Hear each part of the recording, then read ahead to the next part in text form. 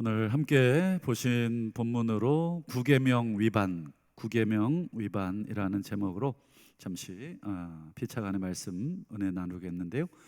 먼저 우리 사진을 하나 제가 좀 보여드릴까 하는데요. 여러분 이 사진 많이 보셨죠? 예, 어떤 사진인가요? 정의의 여신. 그래서 우리나라 법원에도 정의의 여신이 있는데 이런 모양은 아니고 약간 동양화된, 한국화된 한복 입고 뭐 앉으신 그런 정의의 여신이 약간 변형돼서 만들어져 있고, 또 전 세계마다 조금씩은 이제 동상이 다르지만 이제 기본적으로 한 손에는 검이 있죠.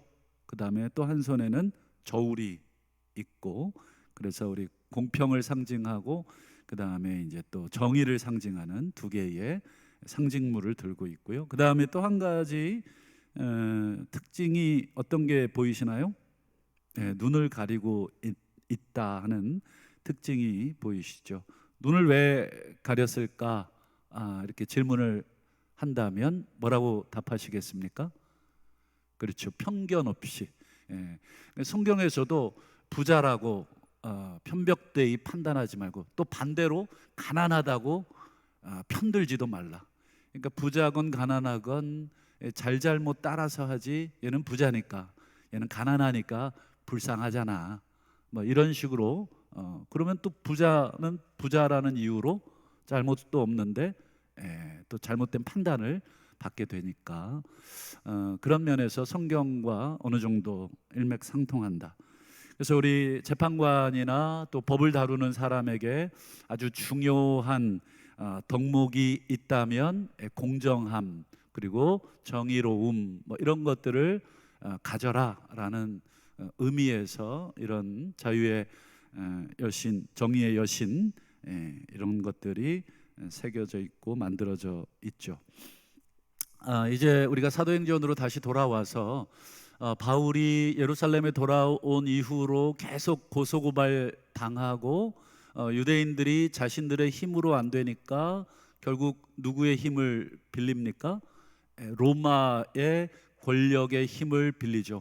그게 예수님을 죽였던 방식하고 똑같습니다. 결국은 사람 죽이려면 로마 법이 필요했어요.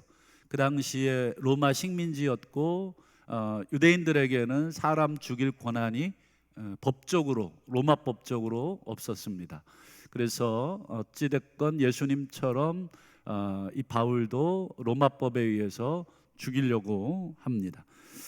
사실은 그 전에 암살단을 조직을 했었죠. 그래서 그냥 마치 암살당한 것처럼, 근데 그것도 들통이 나서 실패가 되고, 결국 바울은 이 군사의 호위를 받아서 예루살렘에서 이제 가이사라라고 하는 지역으로 지금 이렇게 옮겨져 있습니다. 그래서 이번에 바울을 어떻게 이제 확실하게 제압을 하기 위해서 이제 전문 법률 변호사까지 이제 고용을 하는 모습을 보게 되는데, 우리 1절을 한번 다시 보실까요?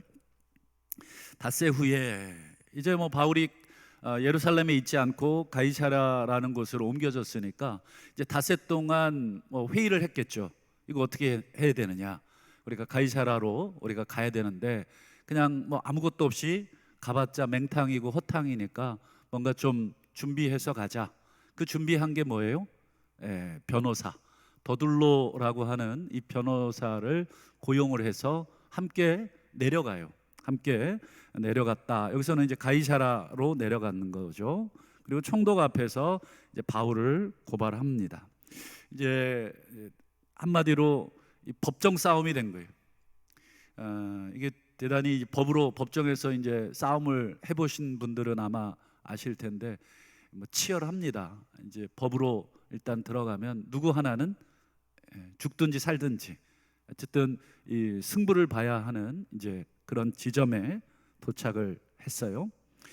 자, 이제 고발을 합니다. 이제 뭐 고소장을 이제 접수하겠죠.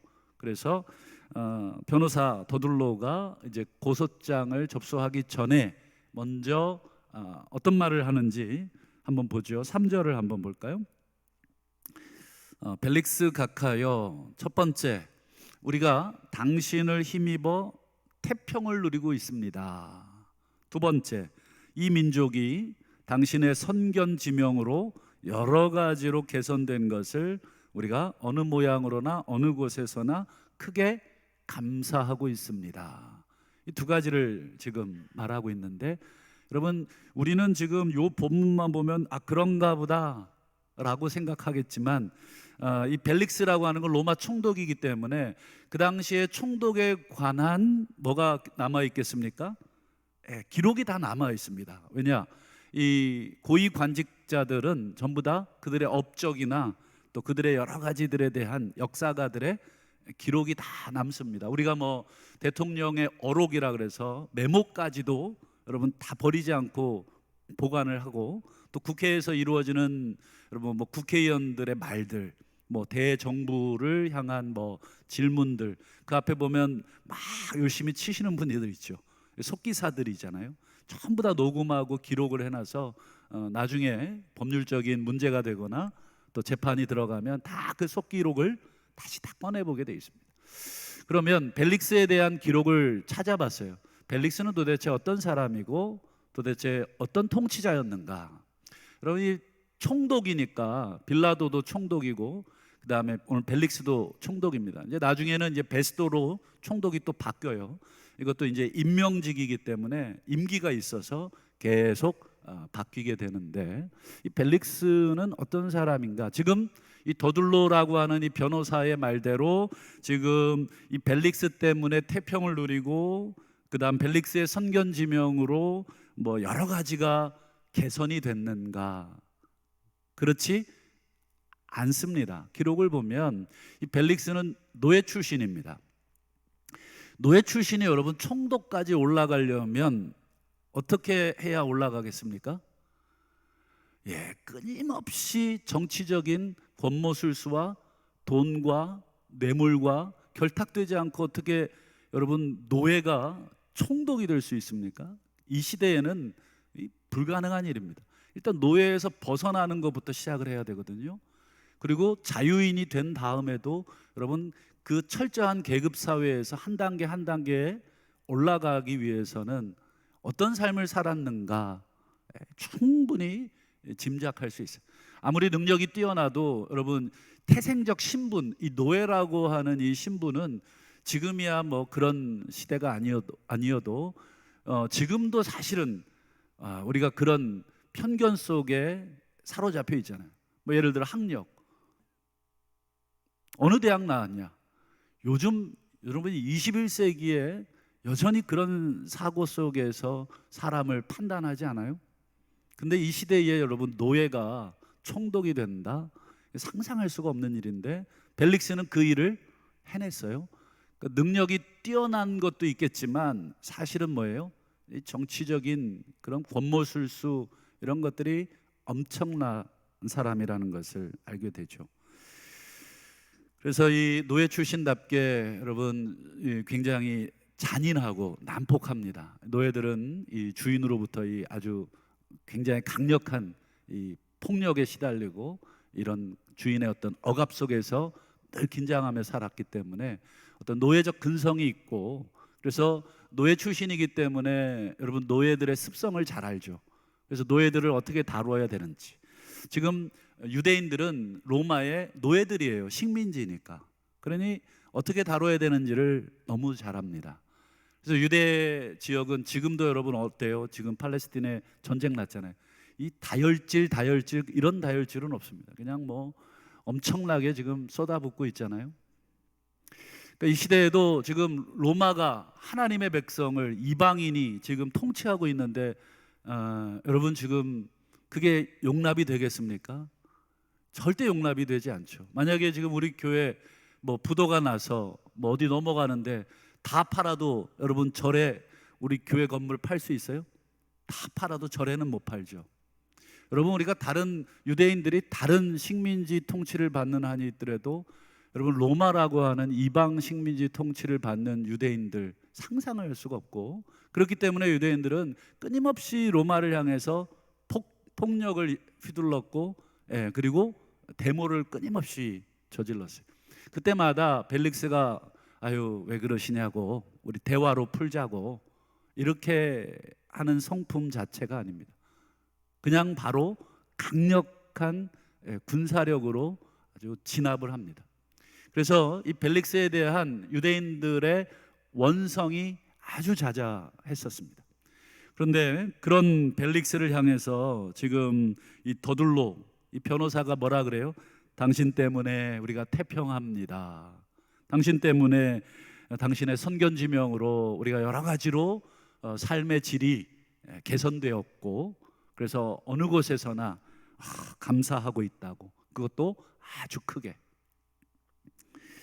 벌써 이 첫 멘트가 이 더둘로 법을 가지고 변호하고 있는 이 더둘로의 멘트가 어떤 멘트예요? 새빨간 거짓말입니다. 벌써 이 서두부터가 거짓말입니다. 그냥 담백하게 그냥 이야기를 시작하지 않고 상대방을 거짓말로 이렇게 현혹을 시켜서 자기 말을 들을 수 있도록 이렇게 지금 눈을 가리고 있는 거죠. 한마디로 이 더둘로는 뭐 정직 또 정의감 이런 것들이 지금 의심받고 있는 상황입니다. 이 고발의 내용을 보면 더 가관이라는 걸 알 수 있는데 한번 5절을 한번 볼까요? 자, 더둘로의 말입니다. 자, 우리가 보니 이 사람 바울은 전염병 같은 자라. 그 다음 보세요. 천하에 흩어진 유대인들을 다 어떻게 합니까? 소요가 뭐죠? 우리 뭐 요즘도 소요 사태 뭐 이렇게 얘기하듯이 그냥 조금 더 이해하기 쉽게 번역을 하면 폭동을 일으키는 자입니다. 이런 뜻이 됩니다. 이 바울을 지금 뭘로 몰아가고 있어요? 폭도의 우두머리로. 그 앞서 나사렛 이단은 예수입니다. 예수가 어떻게 죽었는지 벨릭스는 다 알죠. 왜요? 그 앞에 빌라도 총독이 자기의 선임이고 충분히 그 전례들을 다 알고, 그러니 이 바울도 폭도로 몰아가면 노예 출신의 이 벨릭스가 이 폭도라고 하면 막 알러지 반응을 일으키거든요. 총독에게 있어서 가장 신경 쓸 것은 뭐예요? 다스리고 있는 지역이 아무 문제가 없어야 돼요. 우리 공무원들 제일 무서워하는 게 뭐죠? 민원입니다. 민원. 참 뭐 마음에 안 들면 막 민원 넣으면 공무원들 막 뛰어옵니다. 민원 내려달라고. 참 이게 좋은 건지 나쁜 건지 잘 모르겠습니다만, 여러분 총독도 마찬가지입니다. 그 지역에 폭력이 났다 그러면 로마 여러분 거기서 이 총독의 지도력을 일단 뭐 잘잘못을 떠나서 의심하고 인사고과에 반영을 하죠. 그래서 이 총독으로 임명받은 사람들의 기피 지역 1순위가 어디였냐면 팔레스틴입니다. 이 유대 땅. 여기는 늘 일어나면 폭도고, 그 다음에 늘 독립운동하고 하나님 백성이라 그러고 하나님 나라를 이루어야 된다 그러고 늘 반정부 시위를 하고 있는 곳이 팔레스틴입니다. 이런 데 오고 싶지를 않은데 뭐 어떻게 하겠습니까? 뭐 임명을 받았으니까 가야 되겠죠. 한마디로 바울을 지금 반란군, 폭동, 주모자 뭐 이렇게 몰고 가고 있죠. 두 번째 고발 내용도 볼까요? 6절 보세요. 자, 그가 또 뭘 더럽혀요? 성전을 더럽혀. 폭도에다가 그 다음에 유대인들이 가장 신성시 여기는 성전을 더럽혀요. 지금도 이스라엘과 여러분 이 팔레스틴 전쟁이 나고 있는데 그 중에 한 이유가 뭐예요? 그 황금돔 그거 아시죠? 황금돔은 지금 이슬람 사원인데 원래는 그 자리가 여러분 유대 지역이었는데 뭐 십자군 전쟁 때부터 이게 엎치락 뒤치락 하다가 지금은 이슬람이 지금 그 지역을 장악하고 있어요. 그러니까 유대인들은 지금 원래 자기 땅인데 지금 못 들어가고 통곡의 벽 거기에서만 기도한단 말이에요. 근데 일부 과격한 유대인들이 그 이슬람 사원 경내까지 들어가는 일들이 발생을 했잖아요. 그러다 보니 여러분 이슬람 교도들이 그 자리에 지금 이 유대인들이 감히 전쟁을 하자는 얘기냐, 이렇게 그것이 큰 이유 중에 또 하나이지 않습니까? 그만큼 이 성전에 대한 이 유대인들의 이 생각은 엄청납니다. 여기 이방인 들어오면 죽습니다. 그래서 아예 경고 문구를 해놓죠. 이방인 출입 금지. 근데 지금 바울이 지금 이 성전을 더럽혔다는 거, 어떻게 더럽혔는가? 도대체 이유가 뭘까? 이 두 가지의 고발 내용을 쭉 보면 이 전염병자인데 이 유대인들을 다 소요를 일으키는 반란군이고 성전을 더럽게 하는 자다. 이 두 가지 고소가 어떻습니까? 여러분, 성경을 꼼꼼히 읽어보신 분들은 금방 알아요. 이거 다 이 더둘로라고 하는 이 변호사의 이 고소장에 적힌 이 내용은 전부 다 사실입니까? 거짓입니까? 거짓입니다. 거짓. 그 뭐 그냥 우리가 막 거짓이라고 믿고 싶어서 바울이니까 무조건 우리는 바울 편, 이것도 아니라 그랬죠. 그러면 그 현장을 직접 기록된 현장을 봐야 되겠죠. 여러분, 의사 누가는 꼼꼼한 사람입니다. 누가는 누가복음과 사도행전을 쓰면서 처음부터 자세히 살폈다. 분명하게 자기의 어떤 성품과 또 직업적인 어떤 기질을 발휘해서 아주 꼼꼼하게 메모를 하고 또 기록을 했는데, 한번 그 기록을 한번 보겠습니다. 과연 이 더둘로가 고발한 내용이 맞는가? 우리가 지금 24장인데 그 앞부분에 21장으로 우리가 좀 가보겠습니다. 21장 26절만 먼저 볼까요? 자, 바울이 과연 폭동을 일으켰느냐, 소요를 일으켰느냐 보시죠. 바울이 이튿날 그들과 함께, 여기서 그들은 이제 몇몇 유대인들입니다. 유대인들과 함께 결례를 행하고, 이 결례는 앞에 이제 정자를 붙이면 됩니다. 정결례. 유대인들은 이 구약 레위기에 나오는 이 정결의식을 아주 철두철미하게 지키는 사람들이었죠. 정결의식을 행하고 그 다음에 성전으로 이제 들어가요. 그 다음 각 사람을 위하여 제사 드릴 때까지의 정결 기간이 만료된 것을 제사장에게 신고합니다. 요 26절을 여러분 딱 보면 전혀 소요가 있었습니까? 없었습니까? 전혀 없습니다. 그냥 정결의식을 행하고 함께했던 사람들과 정결의식을, 그것도 바울이 본인의 비용을 내서 정결의식을 행하고 그 기간 만료된 것을 제사장에게 보고한 정도, 이게 바울의 모든 행동들이에요. 그러니까 소요가 있었다든지, 뭐 같이 갔던 사람들하고 뭔가를 마치 로마를 뒤집어 엎으려는 그런 폭도를 모았다든지 하는 그런 기록이 전혀 없습니다. 이어지는 21장 27절도 한번 보실까요? 자, 이래가 거의 참에, 이 말은 정결식을 하는 7일간이 다 찼다는 거예요. 그 다음 아시아로부터 온 유대인들이 이 정결의식을 보고하고 있는, 성전에서 보고하고 있는 바울을 봅니다. 그리고는 무리를 충동하여 바울을 붙듭니다. 여러분, 여기서 충동이라는 게 뭐예요? 무리를 막 선동시켰다는 거예요. 오히려 지금 바울이 선동시킨 게 아니라 누가 선동을 시키고 있어요? 그렇죠. 유대인들이 지금 막 선동을 시키고 있는 거죠. 막 사람들이 막 웅성웅성하니까 마치 이거 무슨 일이야 뭐 때문에 그래. 지금 더둘로라고 하는 변호사는 이 웅성거림을, 이 주동자를 누구로 지금 거짓으로 몰아가고 있어요? 바울이 이런 거다. 근데 알고 보니까 자기들이 사람들을 지금 동원시키고 충동질 시키고 있었던 거죠.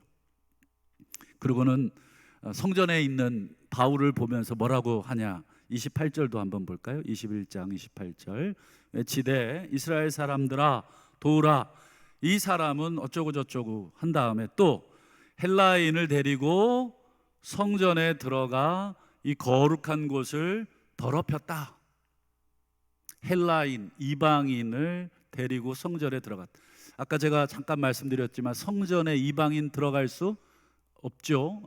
물론 이방인의 뜰까지만은 허락이 되지만 그 안쪽까지는 절대 출입할 수 없어요. 근데 지금 바울이 지금 성전에 이방인 데리고 들어갔다. 그러니 성전을 더럽혔다. 근데 여러분, 이것도 거짓말이죠. 바울이 이방인 데리고 성전 들어간 기록이 없어요. 그리고 실제로 이어지는 29절을 보시면 이렇게 누가는 정확하게 기록합니다. 이는 그들이 전에 에베소 사람 드로비모, 에베소 사람, 이게 이제 이방인이잖아요. 이방인 드로비모가 바울과 함께 어디에 있었습니까? 그렇죠. 그냥 시내에 있었던 것을 본 것입니다. 바울하고 지금 이방인하고 같이 이렇게 이제 지내고 다니는 것을 여러 개 목격을 한 거죠.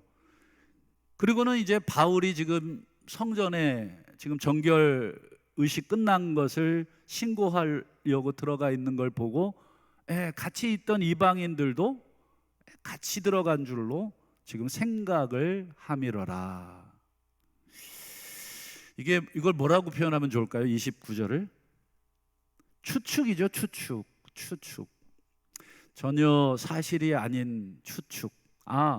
바울이 이방인하고 시내에 있었지, 지금 바울이 성전에 있네, 그럼 이방인도 성전에 있겠네. 이 뒷부분은 순전하게 뭐예요?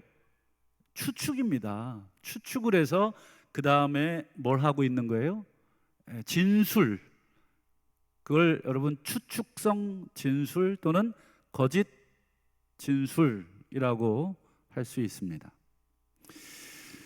여기까지가 의사였던 누가가 기록해 준 사건의 전부입니다. 바울이 예루살렘 와서 성전에서 했던 것 전부입니다. 정결의식을 행하고 그걸 신고하고, 근데 그걸 다른 유대인이 보고 이방인과 함께 들어갔다 그러고, 그리고 오히려 그 바울을 잡으려고 무리들을 충동질했는데 그 충동질의 주범이 바울이라고 지금 몰아가고, 지금 이게 법을 다루고 있는 변호사 더둘로가 고소장에 쓴 고소 내용입니다. 더둘로의 고소는 사실 부분 진실은 있지만 어떻습니까? 거짓 진술이죠. 뭔가 의도를 가지고 바울을 뭘로 몰아가려고요? 폭도로 몰아가고, 폭도를 실패하면 반대로 성전을 더럽힌 자로 또 몰아가요. 성전을 더럽힌 자로 몰아가면 누구에게 맞아 죽어요? 유대인. 폭도로 몰아가면 누구에게 죽어요? 로마인. 그러니까 이래도 죽고 저래도 죽을 수 있도록 지금 두 개의 그물을 펼쳐서 던져놓은 거죠. 유대인들이 정말 이 더둘로라는 말을 듣고 아무 생각 없이 그래? 라고 했다면 여러분, 유대인들은 더욱더 바울을 죽이려고 하겠고, 벨릭스는 여러분 유대인들 엄청 귀찮아했어요. 그리고 귀찮아하면서도 무서워했어요. 왜요? 여러분, 떽떽거리는 사람 어떻습니까? 귀찮고 싫으면서도 무서워합니다. 그렇지 않아요? 같이 사시는 분은 어떻습니까? 고분고분하십니까? 아니면 떽떽거리십니까? 떽떽거리는 분은 아무래도 어때요? 아유, 또 떽떽거리겠지. 그리고는 그 요인을 제거하려고 그러죠. 지금 유대인 심기 잘못 건드렸다가 어떻게 돼요? 또 폭도들이 일어날 수 있으니 지금 이쪽 저쪽 다 어쨌든 이 바울을 잡기 위해서 이 더둘로가 이 법 전문가니까 이쪽 저쪽을 다 가능성을 열어두고 던져놓은 것이죠. 문제는 더둘로는 그렇다 쳐요. 왜냐하면 뇌물의 매수가 됐을 가능성이 높고, 그리고 사건의 그 진실을 알면서도 유리하게 편집을 해서 이렇게 고소를 했을 가능성이 크니까. 근데 문제는 이 재판관인 총독 벨릭스입니다.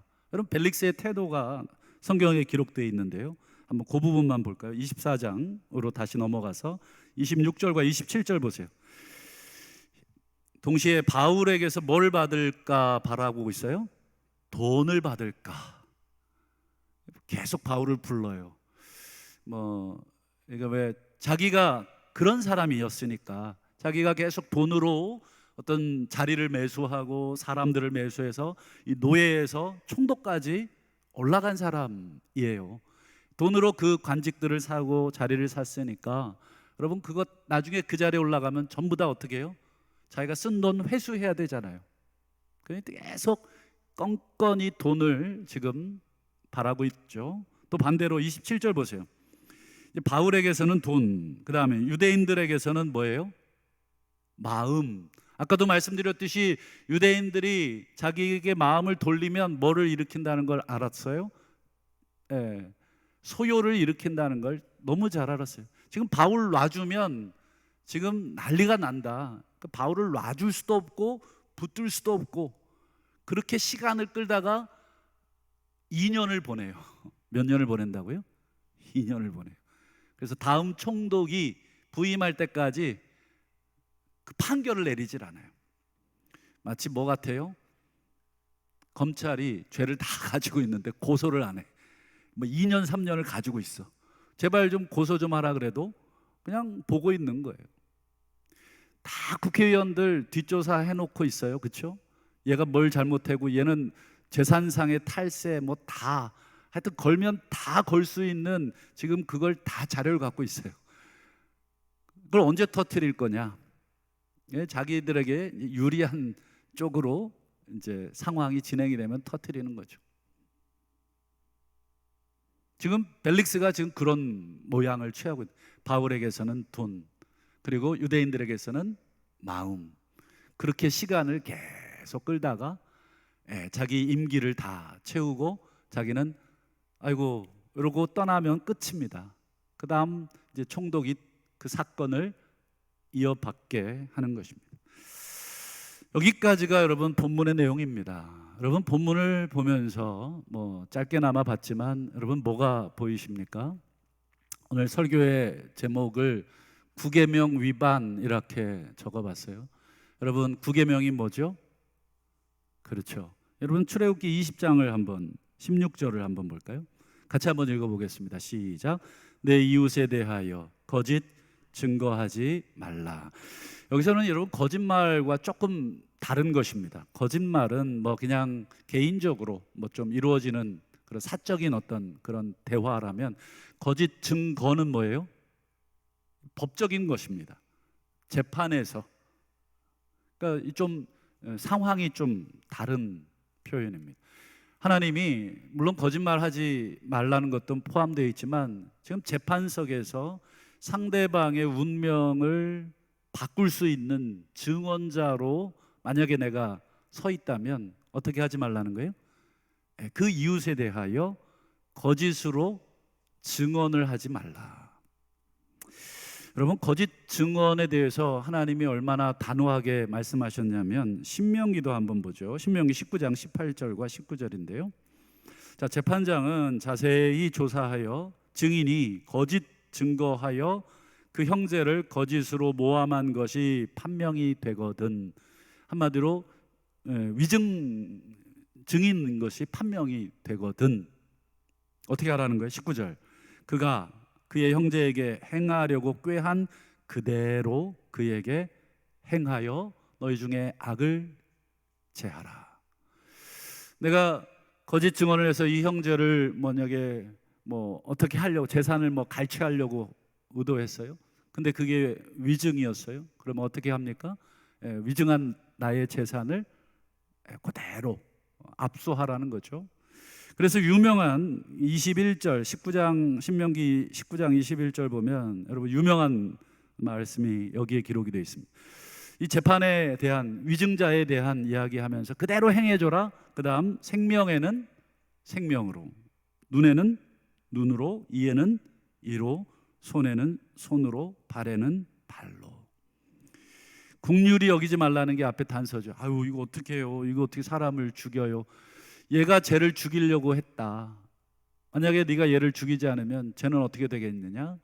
죽게 된다. 이거 불쌍하지 않아요? 라고 여기지 말라. 여러분, 하나님께서 왜 거짓 증인에 대해서 이렇게 무섭게 생명은 생명으로, 눈은 눈으로, 이는 이로, 눈을 뽑고자 했으면 그게 거짓말이면 상대방의 눈을 뽑아라. 너무너무 무서운 얘기잖아요. 이렇게 하나님께서 무섭게 하시는 이유가 뭘까?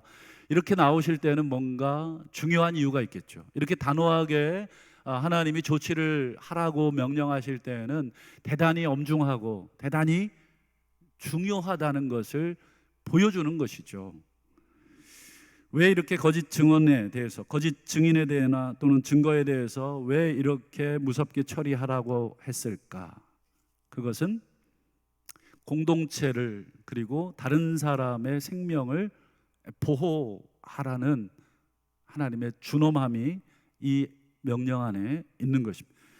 여러분, 만약에 거짓 증언자를 얼렁뚱땅 나 아는 사람이라고 그냥 아유 왜 그랬어, 얼른 빨리 미안하다 그러고 끝내, 이러고 말면 어떻게 될까요? 그 사람, 그 피해자는 자칫 또 죽을 수 있어요. 누군가 하나는 죽을 수 있어요. 그러면 피해자가 죽어야 됩니까? 아니면 가해자가 죽어야 됩니까? 가해자를 죽이지 않으면 피해자가 죽습니다.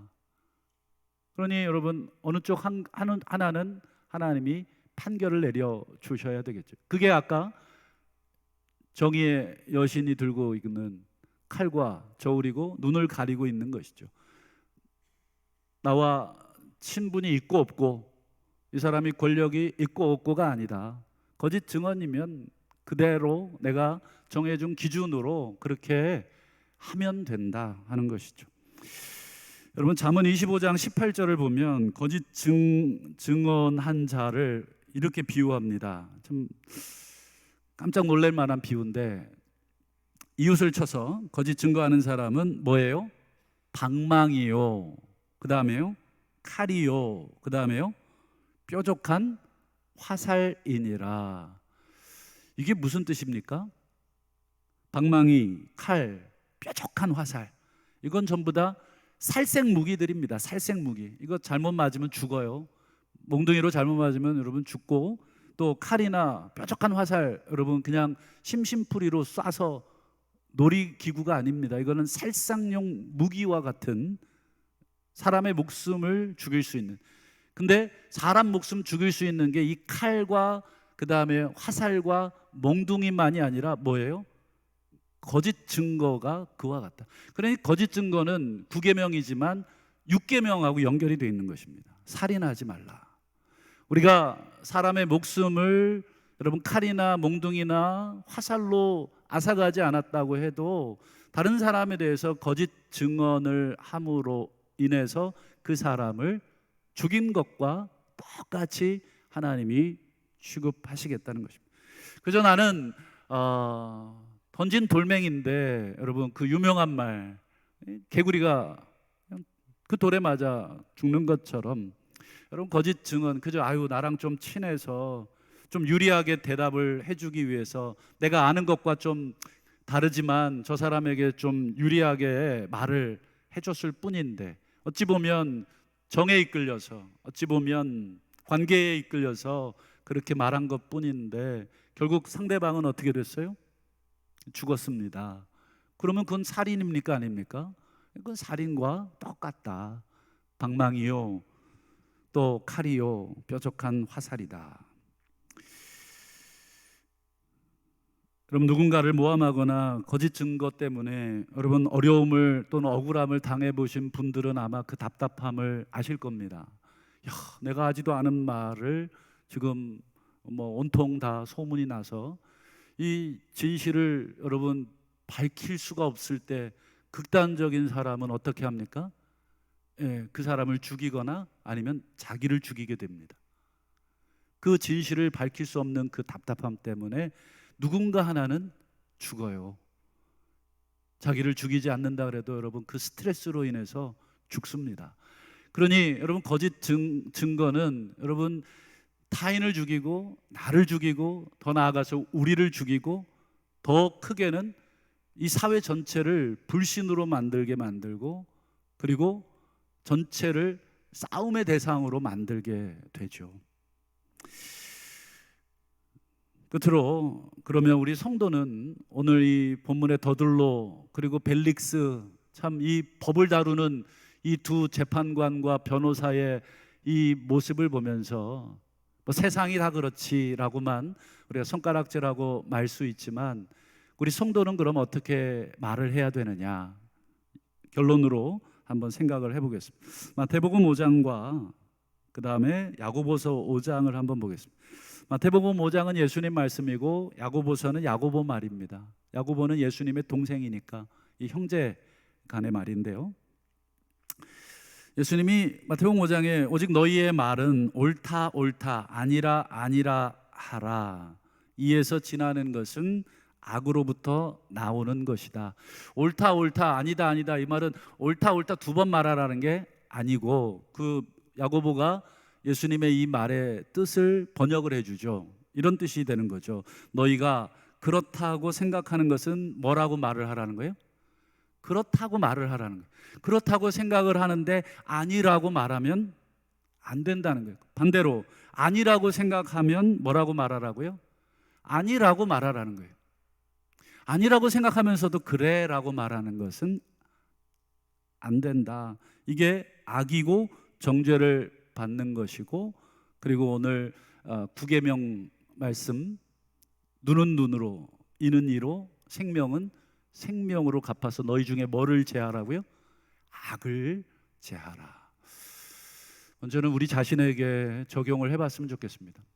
우리가 참 말로 인해서 많은 사람들에게 때로는 상처를 주게 되죠.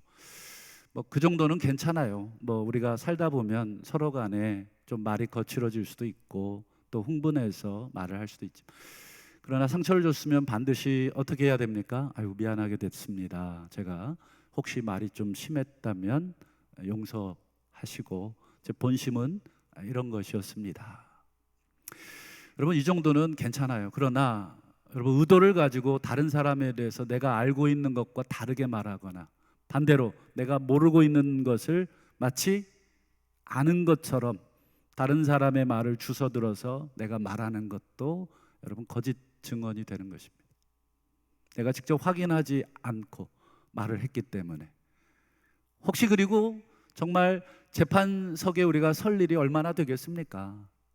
그렇지 않고 우리가 다 일반적으로 생활하는 가운데 우리 성도들의 언어 생활은 그냥 아는 대로 담백하게, 때로는 내가 아는 게 틀렸을 수 있죠. 그래서 틀린 것을 아는 대로 말할 수는 있어요. 나중에 이게 내가 틀린 거를 말했구나라고 깨달아지거든. 어떻게 하시면 돼요? 죄송합니다. 혹시 제가 잘못 알고 있는 것을 제가 말해서 당신에게 피해가 갔다면 용서하십시오. 여러분, 이것이 정직한 그리스도인들의 언어 생활인 줄로 믿습니다. 더들로는 유대인입니다. 그는 하나님의 계명을 알고 있어요. 자기의 진술이 지금 거짓이라는 것을 알면서도 바울을 지금 고발하고 있는 그 고소장은 다 가짜예요. 유대인들로서 하나님의 계명을 아는 자들의 그 책망은 더 무겁겠죠. 모르고 지은 죄도 혼나지만 알고 지은 죄는 더 크게 혼나는 것이죠. 먼저는 우리 자신을 되돌아보시고, 우리가 늘 진실할 수는 없는 연약함에 우리가 놓여 있다 하는 걸 인정하시고, 하나님, 우리의 말과 또 우리의 또 진술이 정말 자칫 상대방을 정말 죽게 만들 수 있다면 하나님, 차라리 입을 닫게 하시고, 야고보가 말한 것처럼 정말 이 작은 혀 하나가 삶의 전체를 다 불살라버리는 지옥에서 나는 불 같은 그러한 혀가 되지 않고 정말 진실을 말하고 약자를 공의롭게 도울 수 있는 그러한 진실한 성도가 되셔서 우리 가정을, 또 우리 교회를, 또 내가 속해 있는 직장과 이 모든 부분들을 정말 하나님 기뻐하시는 그러한 아름다운 그런 공동체로 함께 만들어 가시기를 주님의 이름으로 축원합니다.